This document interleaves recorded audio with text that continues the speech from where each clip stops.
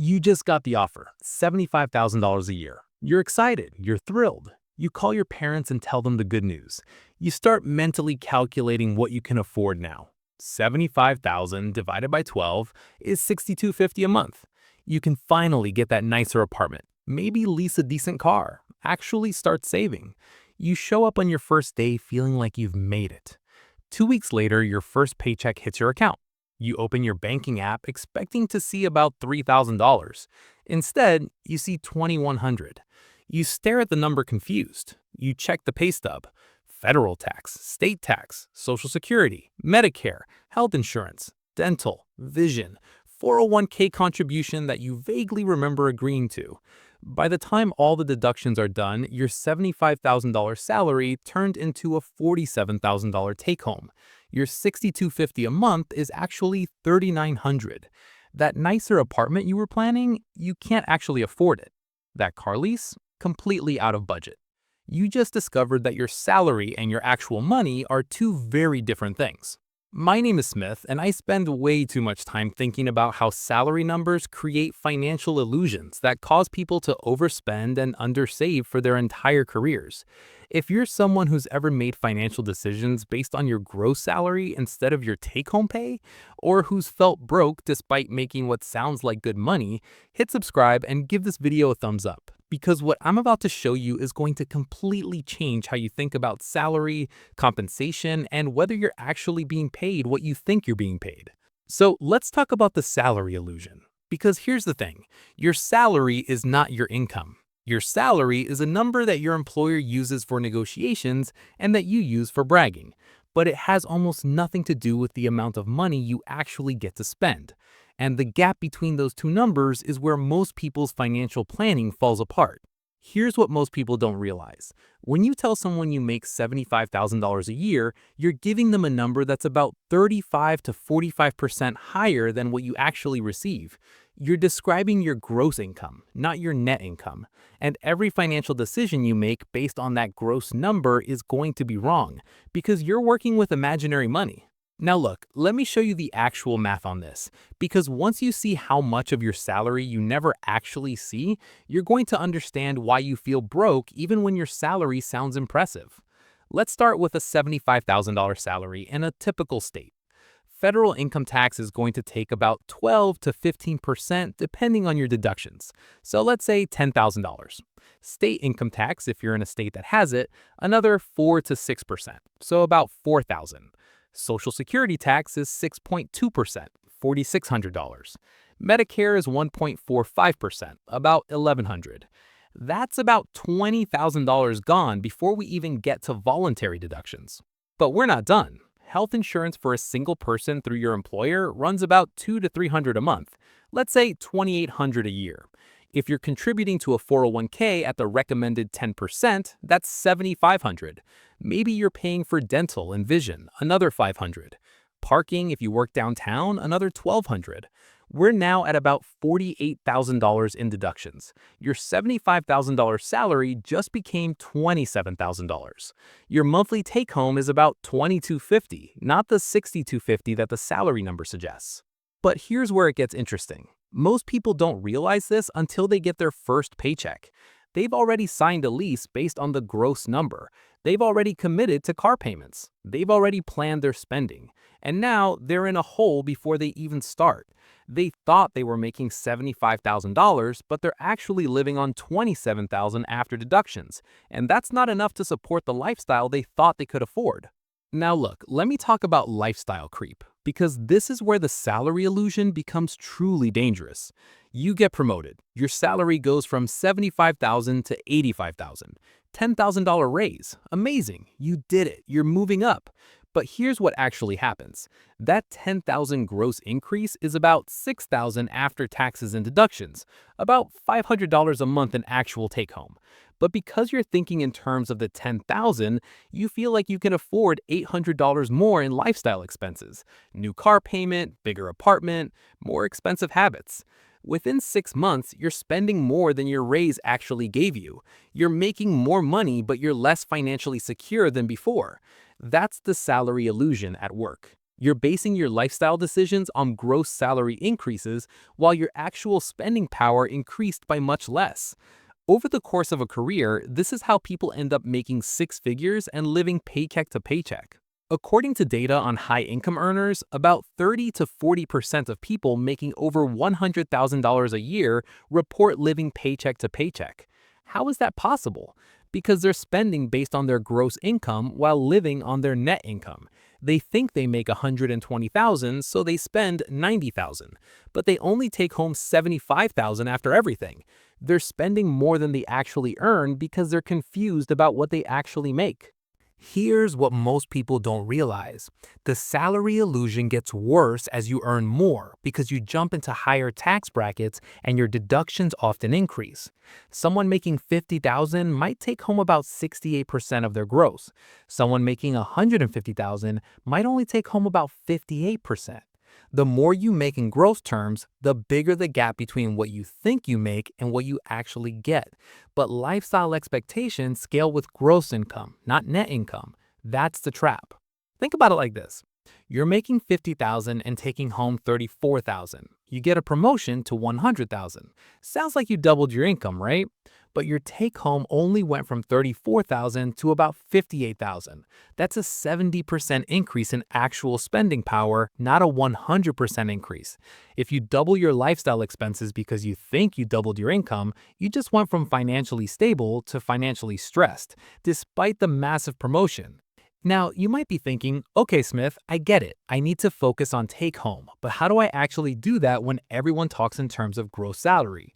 Great question, and this is where it gets actionable. First, calculate your actual take home pay from every paycheck and multiply by how many paychecks you get per year. That's your real annual income. That's the number you should be using for all financial planning, not your salary, your actual take home. Second, when you're evaluating a job offer, demand a full breakdown of compensation. Don't just look at the salary, look at health insurance costs, 401k match, benefits, everything. Calculate what your actual take-home will be after all deductions. That's the only number that matters. A lower salary with better benefits can be worth way more than a higher salary with bad benefits. Third, build your budget entirely around your net income. Never budget based on gross. Your rent or mortgage should be 25 to 30% of your net monthly income, not your gross. Your car payment should be 10% of net, not gross. When you use net income for budgeting, your spending aligns with reality instead of an inflated number you never actually see. Fourth, when you get a raise, calculate the actual increase in take-home before you change your lifestyle. If your salary goes up 10,000 but your take-home only goes up 6,000, you can only afford to increase your lifestyle spending by 6,000 per year, not 10,000. And honestly, you shouldn't increase it by the full amount anyway, but half toward lifestyle improvement and half toward savings or debt payoff. Fifth, understand how taxes work so you can optimize your deductions. A lot of people are losing money because they don't understand that 401k contributions reduce your taxable income. If you're in the 22% tax bracket and you contribute $1,000 to your 401k, you're only actually reducing your take home by $780 because you saved $4,200 in taxes. Use this to your advantage. Max out tax-advantaged accounts before spending on lifestyle. Here's the deeper truth about why this matters. The salary illusion keeps people perpetually dissatisfied with their compensation. You tell yourself you need to make six figures to be comfortable. You finally get there, but six figures gross is only about 60 to 65,000 take home depending on your state. That's not the life-changing amount of money you thought it would be. So you tell yourself you need to make 150 to really make it. You get there and it's still not enough because you're still thinking in gross terms while living in net reality.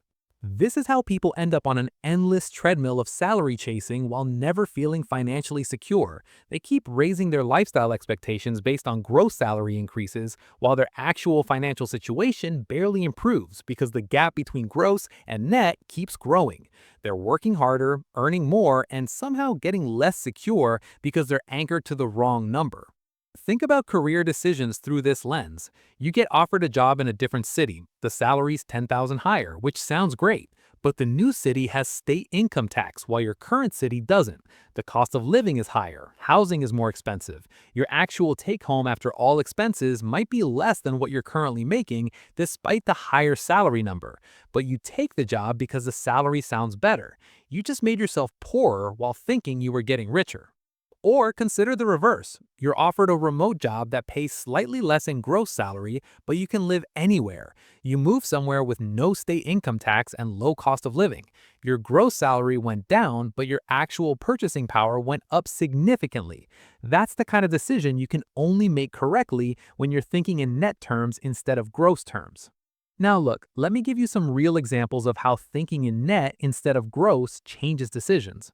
Someone making $75,000 in California might take home about $48,000 after state taxes, federal taxes, and deductions. That same $75,000 in Texas, where there's no state income tax, becomes about $52,000 take home. That's $4,000 more per year, over $300 a month for the same gross salary. Location matters more than most people realize when you think in net terms. Or consider retirement contributions. Someone making $75,000 thinks they can't afford to max out their 401k because $19,500 seems like a huge amount. But if they're in the 22% tax bracket, maxing out their 401k only reduces their take home by $15,000 because they saved $4,500 in taxes. And most employers offer some kind of match, which effectively makes it even cheaper. When you understand the actual math, maxing out retirement becomes way more achievable than it seems. Here's what most people don't realize. The financial industry wants you to think in gross terms. Mortgage lenders want you to qualify for bigger loans. Car dealers want you to afford more expensive cars. Credit card companies want higher limits. Everyone benefits when you overestimate your actual financial capacity. The only person who loses is you when you take on obligations based on money you don't actually receive. Here's a framework I use. When someone asks what I make, I give them a range based on my take-home, not my gross. When I'm evaluating financial decisions, I only think about the money that actually hits my account. When I'm considering a job change, I calculate the net difference, not the gross difference. This keeps me grounded in reality instead of working with imaginary numbers. Now, you might be thinking, but doesn't everyone already know this? Isn't this obvious? You'd think so, but no. According to surveys on financial literacy, 60% of Americans can't accurately estimate their take-home pay within 10%. 60%. Most people are walking around with a fundamentally wrong understanding of how much money they actually have, and they're making major financial decisions based on that wrong understanding. The uncomfortable truth is that the financial illusion is one of the main reasons why people who make good money still struggle financially. They're not bad with money, they're not irresponsible, they're just working with the wrong numbers. They think they make 75, but they actually make 47. They budget for 75 and wonder why they're always short. The math was wrong from the start. Here's my challenge to you. Right now, today, calculate your actual annual take-home pay. Now where you think it is, pull up your bank statements and add up every paycheck deposit from last year. That's your real income. Now look at your budget, your financial goals, your lifestyle expectations. Are they based on that real number or are they based on your gross salary? I bet for most of you, there's a significant gap. And here's what's going to happen when you do this. You're going to realize that you've been lying to yourself about how much money you actually have. You're going to see why that house feels unaffordable even though you make enough. You're going to understand why you can never seem to save even though your salary seems good. The math was wrong from the start. Here's the good news. Once you start thinking in net instead of gross, once you anchor yourself in reality instead of the imaginary salary number, everything gets clearer. Your budgeting makes sense, your financial decisions align with your actual resources, you stop feeling like you should be able to afford more than you can. You start making progress because you're working with real numbers instead of inflated expectations.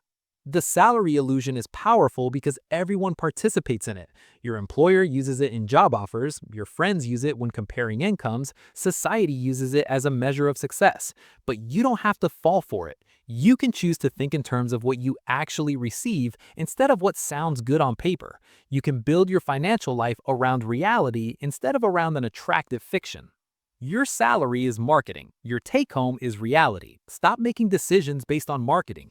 Know your real number. Budget from your real number. Live within your real number. And when you do, you'll finally understand why you've been struggling despite making what sounds like good money. The money you thought you had was never real, but now you know what is. Thanks for watching, and I'll see you in the next one.